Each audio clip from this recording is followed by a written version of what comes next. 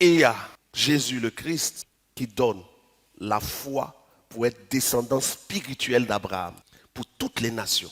Il y a Isaac qui donne la descendance physique et Ismaël, descendance physique. Ismaël donne l'islam, Isaac donne le judaïsme. Remarquez bien, si vous faites une recherche aujourd'hui, tout musulman dans un pays juif ou quel que soit dans le monde, un lieu où il y a une synagogue, il est permis à tout musulman d'entrer et de prier dans la synagogue. Il est permis à tout juif d'entrer dans une mosquée pour prier.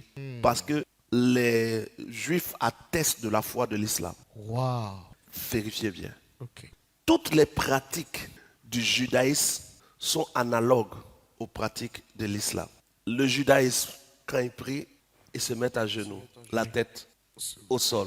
Daniel priait en se dirigeant vers Jérusalem. Oui. L'islam prie en se dirigeant aussi vers la Mecque. Ah. Donc, les mêmes pratiques du judaïsme sont les mêmes pratiques de l'islam. Voilà pourquoi beaucoup de chrétiens font une grande erreur en voulant utiliser l'Ancien Testament pour faire passer l'islam pour une religion meurtrière. Ne vous fâchez pas contre moi, fâchez-vous contre la vérité. Le peuple d'Israël a fait des batailles pour avoir ses territoires, oui ou non? Oui. Oui. Mohammed a fait des guerres pour avoir les territoires. Quelle est la différence? C'est les mêmes choses que nous avons dans l'Ancien Testament du peuple d'Israël que le peuple d'Ismaël a vécu. Ouais, des conquêtes. Les conquêtes, Israël a fait des conquêtes. Ouais. Les descendants d'Isaac ont fait beaucoup de conquêtes pour pouvoir avoir des territoires, même des peuples qui ne les avaient pas attaqués. Les descendants d'Ismaël ont fait pareil. Il a été dit pour les descendants d'Ismaël, prenons même d'abord Isaac, que toute femme prise en flagrant délit d'adultère, qu'est-ce qu'il faut faire? Il faut la lapider. Mais la lapidation est aussi dans le Coran. La loi de la charia. Mais c'est pareil que le judaïsme. C'est Isaac et Ismaël sont des frères. Ah. Et les deux marchent sous la loi.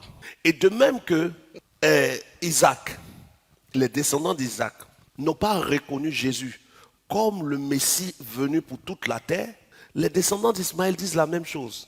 Ils reconnaissent que Jésus est le Messie, mais il n'est pas le dernier. Or, quand on dit le Messie, c'est différent de un Messie. Dans le Coran, il est dit que Jésus, fils de Marie, est le Messie. Oui. Donc, il n'y a pas de différence entre Ismaël et puis Isaac. La pratique de l'islam est la sœur jumelle de la pratique du judaïsme. Waouh, homme de Dieu, c'est c'est fort ça. Waouh. Et de même que le judaïsme est bâti sur la loi de Moïse, l'islam est bâti sur la loi de Moïse avec des ramifications, quelques petites modifications. Sinon, les deux sont sous la loi. Maintenant, Ismaël qui donne l'islam a l'islam reçu pour ses descendants, pas pour la terre entière. Ah, waouh.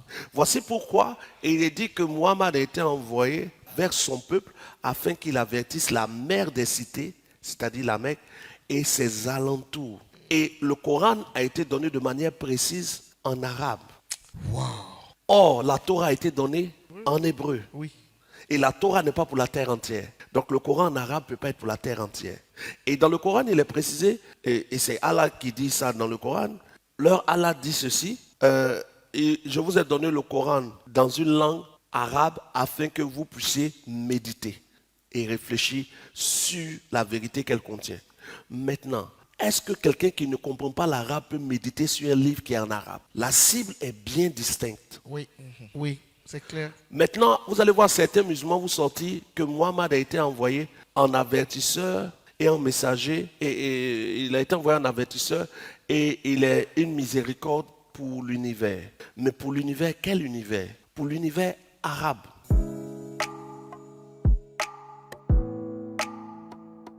Retrouve l'intégralité de cette vidéo sur la page du prophète Guillaume Kofi. N'oublie pas de t'abonner aux différentes pages et ne rien manquer des enseignements à venir.